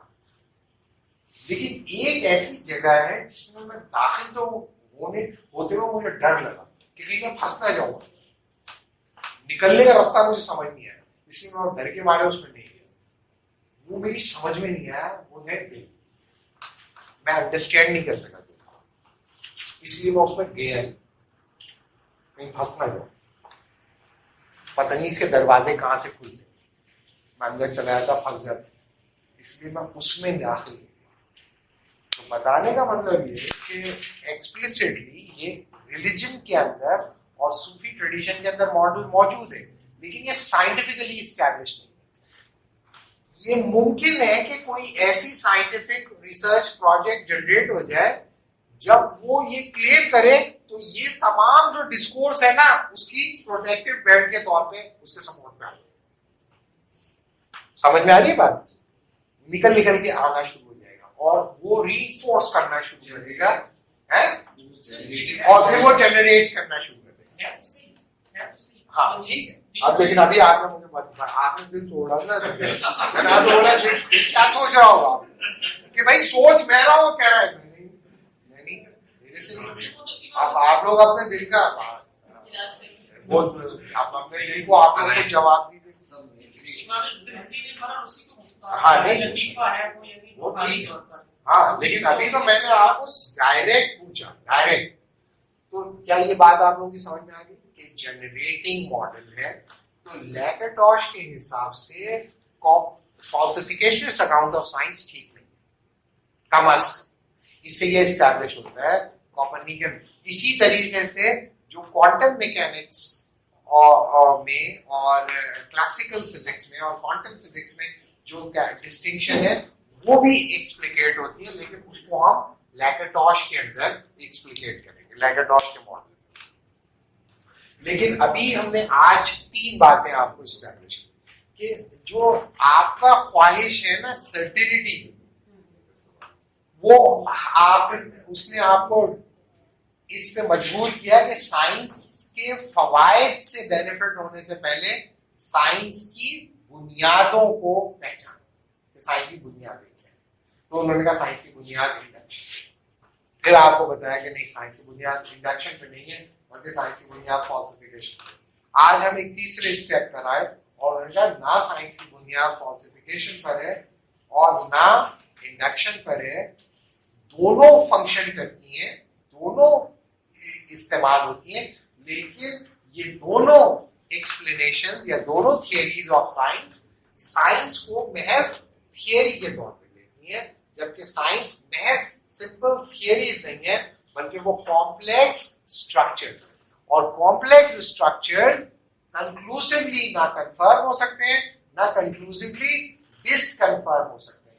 ये मुमकिन है क्योंकि वो एक थियरी के नतीजे में कंस्ट्रक्ट नहीं होते, बल्कि वो बजाय तुम्हें एक थियरी लग रही होती है, जैसे जियोसेंट्रिक थियरी या हीलियोसेंट्रिक थियरी, लेकिन वो अपनी हकीकत के अंदर सैकड़ों थियरीज का मजमूआ होते हैं।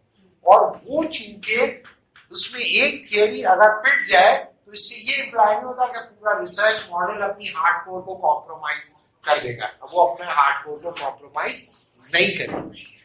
लिहाजा उसके अंदर नेगेटिव और पॉजिटिव दोनों ह्यूरिस्टिक्स मौजूद होते हैं, और वो उसकी फ्यूचर को, जैसे न्यूटन के आने के बाद ये मामला रुका नहीं, न्यूटन के बाद गाल ने आकर जो है ऑब्जर्वेशनल बेसिस के ऊपर नेप्ट्रॉन की डिस्कवरी को स्टैब्लिश कर दिया, सही है, जो कि तक़वियत देता था उस मॉडल को जो कि हीलियोसेंट्रिक मॉडल था, सही है। उसी के बाद फिर कैवेंडिश ने जो है अपना लेबोरेटरी के अंदर ग्रेविटेशनल अट्रैक्शन को डिमॉन्स्ट्रेट करके दिखा दिया लेबोरेटरी के अंदर कि भाई ये जो बात कर रहे हैं ना न्यूटन, ऐसी हवाओं खलाओं में नहीं कर रहा, इसको हम कैलकुलेट करके दिखाते हैं। इसी तरीके से लॉज ऑफ फिजिक्स तवातुर के साथ इंसानों के प्रॉब्लम सॉल्व करने शुरू कर दिए उसने। इसका मतलब यह है कि जो एरिस्टोटल के ऊपर वो बोल रहा है वो महज एक बोल नहीं रहा, उसकी बुनियाद के ऊपर आपने टेक्नोलॉजी जनरेट करनी शुरू कर दी और वो प्रॉब्लम जबरदस्त किस्म का प्रॉब्लम सॉल्विंग मॉडल डेवलप हो गया। लिहाजा लोगों के लिए जियोसेंट्रिक थियरी किस्सा पारीना होती चली गई। इस सब के बावजूद भी मैकिन्टॉश ये कहेगा डीजनरेटिंग है, क्योंकि उसकी प्रॉब्लम सॉल्विंग कैपेसिटी कम होती चली जा रही है और इसकी प्रॉब्लम सॉल्विंग कैपेसिटी बढ़ती चली जा रही है। लिहाजा अपने प्रॉब्लम जो प्रॉब्लम सॉल्विंग मॉडल होता है उसकी तरफ जो दुनिया के ज़हीन तरीन लोग हैं उसमें शामिल होना शुरू हो जाते हैं। जब उसमें वो शामिल होना शुरू हो जाते हैं तो वो ग्रो करना और तेजी से वो ग्रो करता है। जैसे कि पहले जो ज़हीन लोग थे वो हीलियोसेंट्रिक मॉडल की तरफ नहीं जा रहे थे, जियोसेंट्रिक मॉडल की तरफ जा रहे थे, इसलिए उसका तूती बोल रहा था, 1500 साल उसका तूती बोला, लेकिन उसके बाद जब वो मार उसको पड़ी तो उसके नतीजे में जो डीजनरेटिंग मॉडल बन गया, क्योंकि उसको छोड़ना शुरू कर दिया लोगों ने और हीलियोसेंट्रिक मॉडल को अडॉप्ट करना शुरू कर दिया। एक स्लाइड मिली थी आज के लेक्चर, इससे समराइज होता है ये जो शेयर कीजिए, फायदा हो जाएगा। जी बिल्कुल यही, ठीक है, बिल्कुल ऐसे। लेकिन अभी चूंकि हमने पूर्ण आज नहीं डिस्कस किया, ये सोचते हुए कि ये अगर पूर्ण भी मैं डिस्कस कर देता अभी आज ही तो पूर्ण और मैकिन्टॉश का डिफरेंस बड़ा डेलिकेट है और इंटेलेक्चुअली पूर्ण जो है वो मैकिन्टॉश से ज्यादा गहरा आदमी है, क्योंकि वो सिर्फ फिलॉसफी ऑफ साइंस में नहीं बल्कि सोशल साइंसेस के अंदर भी बहुत इस्तेमाल होता है और पूर्ण एक बड़ा इंपॉर्टेंट थिंकर है। स्ट्रक्चर्स ऑफ साइंस के ऊपर स्ट्रक्चरलिस्ट अकाउंट ऑफ साइंस में मैकिन्टॉश से ज्यादा गहरा आदमी है पूर्ण, क्योंकि ये हार्ड साइंसेस के अलावा सोशल साइंसेस में भी इस्तेमाल होता है। उसको मैं अलग से डिस्कस करूंगा जब मैं अनार्किक थियरी कराने से पहले, ताकि उसको इनकमेंशोरेबिलिटी का आइडिया हम एम्फसाइज करें।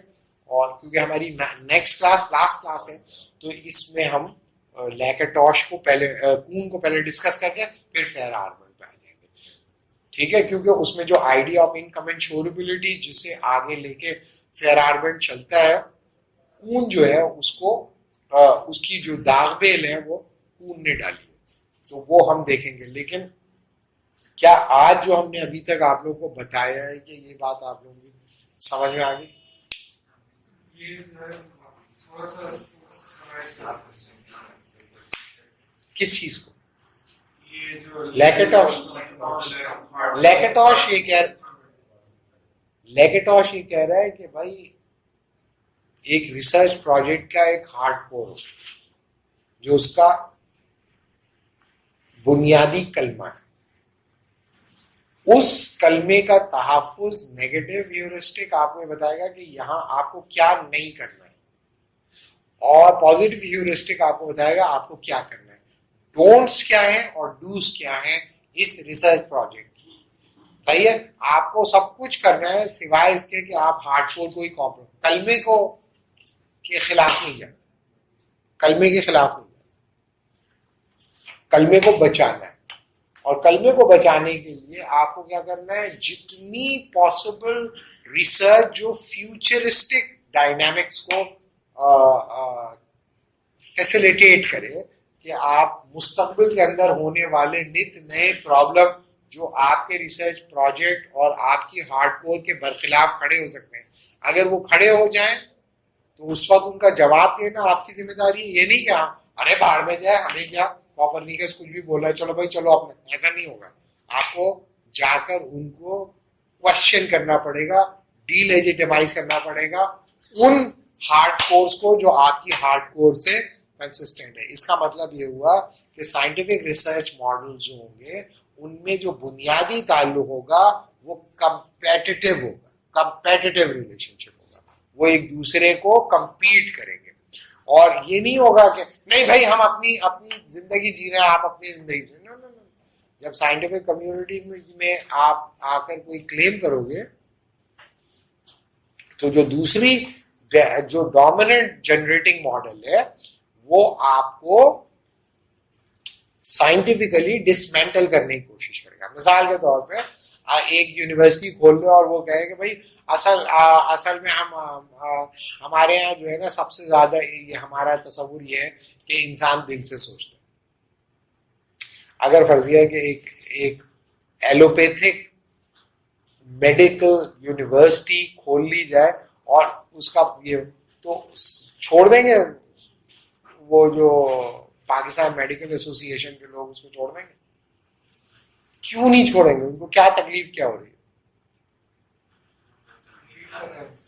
नहीं, उनके बुनियादी जो तस्वुर है उसके वो खिलाफ है।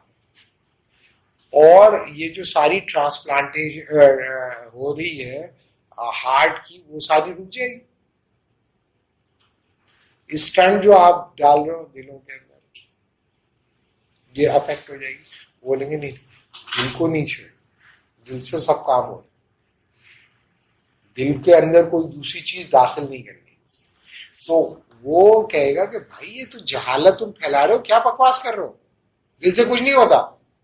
दिल निकाल कर रख दो, प्लास्टिक का दिल लगा दो, तब भी इंसान वही रहता है जो वो पहले होता है।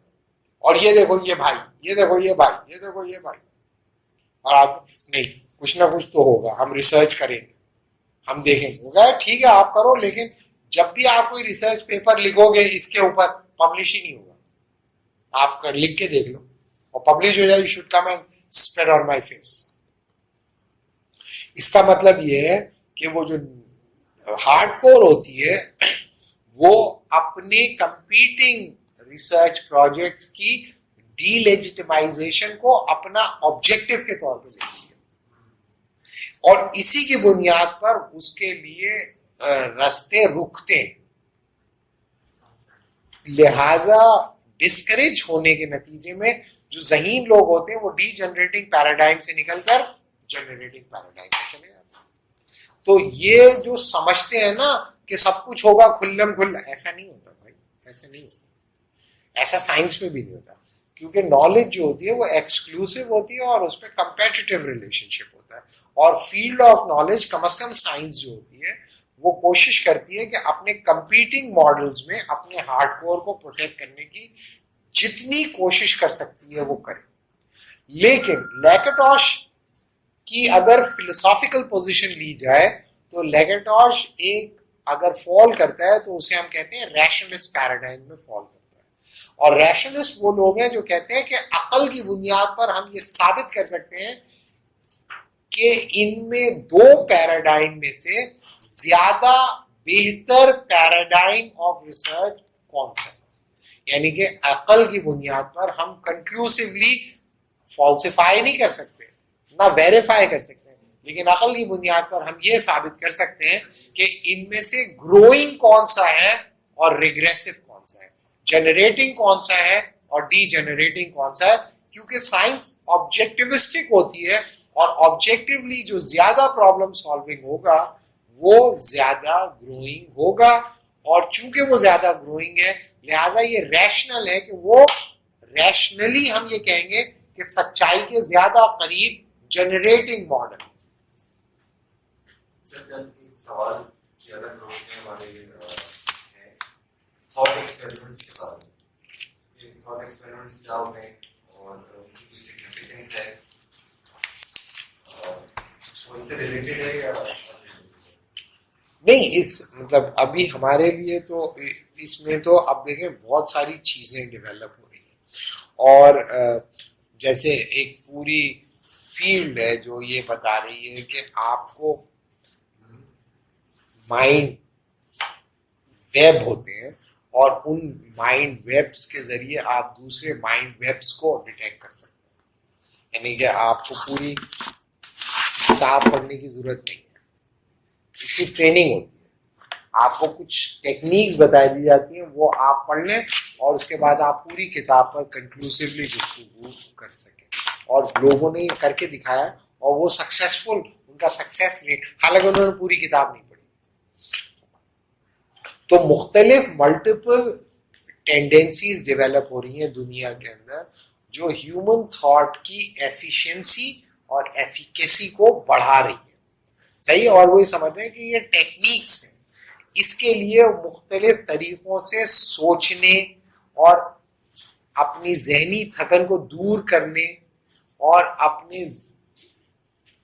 अपनी जो इमेजिनेटिव कैपेसिटी और इंट्यूटिव कैपेसिटीज है उनको इन्हांस करने के लिए मुख्तलिफ टेक्निक्स डेवलप हो रही है। लेकिन अभी हमारा जो इस वक्त जो इशू है डायरेक्टली वो इस इशू से डील नहीं कर रहा। सवाल वो हमारे लिए रेलेवेंट उस वक्त बनेगा जब हमें ये पता हो कि वो कौन सी थॉट एडवेंचर्स को या थॉट एक्सपेरिमेंटेशन को अपने हिसाब से साइंटिफिक कह रहे हैं या नहीं कह रहे हैं। मिसाल के तौर पे जब फ्रॉइड आया तो फ्रॉइड ने ये बताया कि भाई इंसानी जहन के अंदर जो सोर्स ऑफ एबनॉर्मेलिटी है वो उसका अनकॉन्शियसनेस है और इंसान के तमाम जो शऊरी अमल होते हैं जो बुनियादी तौर पर वो कर रहा होता है वो शऊर से डिटरमिन नहीं हो रहे होते बल्कि लाशऊर से डिटरमिन हो रहे होते हैं। और उसने लाशऊर को डिटेक्ट करने के लिए एक पूरा थेरेपी जनरेट की जिसे हम साइको एनालिसिस कहते हैं। लेकिन हार्ड साइंसेस के अंदर फ्रॉइडियन मॉडल को साइंटिफिक नहीं समझा जाता बल्कि उसे सूडो साइंटिफिक समझा जाता है। सही है? तो मुमकिन है कि बहुत सारे लोग जब किसी चीज के साथ एक्सपेरिमेंट लगा देते हैं तो उससे इल्यूजन ये क्रिएट होता है कि ये कोई साइंटिफिक है। तो सवाल ये कि एक्सपेरिमेंटेशन का लफ्ज कनेक्ट होने से कोई चीज साइंटिफिक या अनसाइंटिफिक या नॉन साइंटिफिक नहीं बनती। क्या वो बुनियादी तौर पर इंडक्टिविस्टिक अकाउंट है या फॉल्सिफिकेशनिस्ट अकाउंट है या स्ट्रक्चरलिस्ट अकाउंट है या उन किस बुनियाद पर वो उस मॉडल को कह रहे हैं उसको जाने बिना हम नहीं। फॉर एग्जांपल जैसे मैं उसका जो थॉट एक्सपेरिमेंटेशन का एग्जांपल सुना मैंने उसको सर्च किया तो उसमें आई थिंक जैसे स्पेशल थ्योरी ऑफ रिलेटिविटी जो है वो जाहिर है साइंटिफिक मेथोडोलॉजी से नहीं गुजरी बट वो उसने पूरा उसका जो पिक्चर की जो लॉजिक थी जो रैशनल बेसिस की उसने वेब करके बना कंस्ट्रक्शन तो वो बाद में प्रूव हो गई। तो जैसे अभी बात हो रही थी कि डोमिनेंट जो इस वक्त साइंस है वो दिल को नहीं मानती तो मे भी ये पॉसिबल है कि थॉट एक्सपेरिमेंटेशन के थ्रू उस जाहिर आप कोई मेथोडोलॉजी में इन्वेस्ट नहीं कर सकते नोबडी विल इन्वेस्ट तो अगर उसकी कोई थॉट एक्सपेरिमेंटेशन की मेथोडोलॉजी है उससे कैन थ्योरीज भी इसकी तो बहुत इम्कानात दुनिया में आ गए हैं और पूरी दुनिया के अंदर इस पे इन्वेस्टमेंट भी हो रही है। ये तो कोई इशू नहीं है। लेकिन ये जो आप कहते हैं ना कि साबित हो गया जो हम बार बार यही करके बताए जा रहे हैं कि थियरी ऑफ रिलेटिविटी भी कंक्लूसिवली वेरीफाई इन लोगों के हिसाब से वेरीफाई भी नहीं होगी। हाँ ये हम कह सकते हैं वो जनरेटिंग मॉडल बन जाएगा ठीक है और वो कंक्लूसिवली साबित नहीं होगा।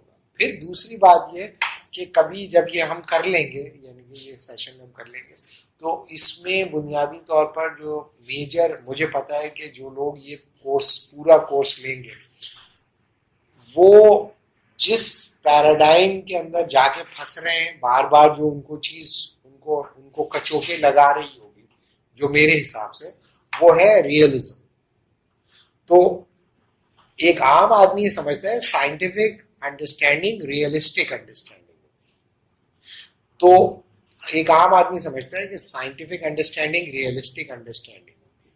तो रियलिज्म के बारे में एक आम पढ़ा लिखा आदमी और खास तौर पे साइंस का जो स्टूडेंट होता है वो समझता है कि रियलिज्म का मतलब ये होता है कि एक सब्जेक्ट है और एक ऑब्जेक्ट है और सब्जेक्ट ऑब्जेक्ट को वैसा ही जान ले जैसा कि ऑब्जेक्ट है तो ये एक रियलिस्टिक पोजीशन होगी। ये नाइव रियलिस्टिक वर्जन है।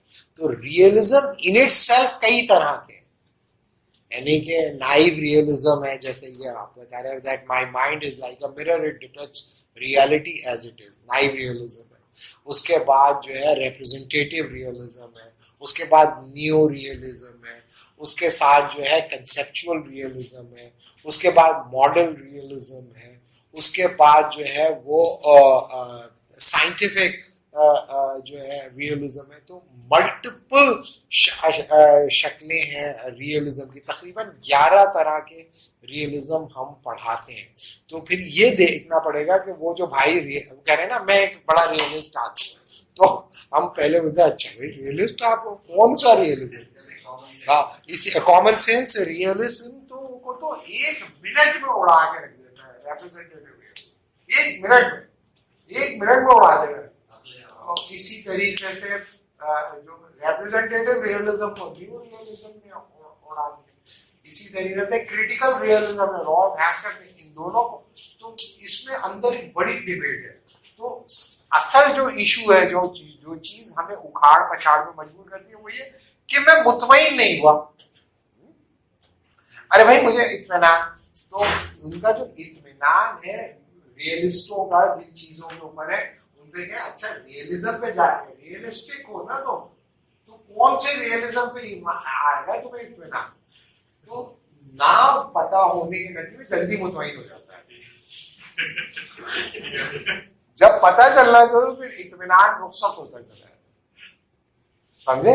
तो वो जो है ना इशू, वो उसको हम इंशाल्लाह देखेंगे। अभी 9 बजे, अभी हम इसको रोक लेते हैं यहीं पे, हाँ ठीक है।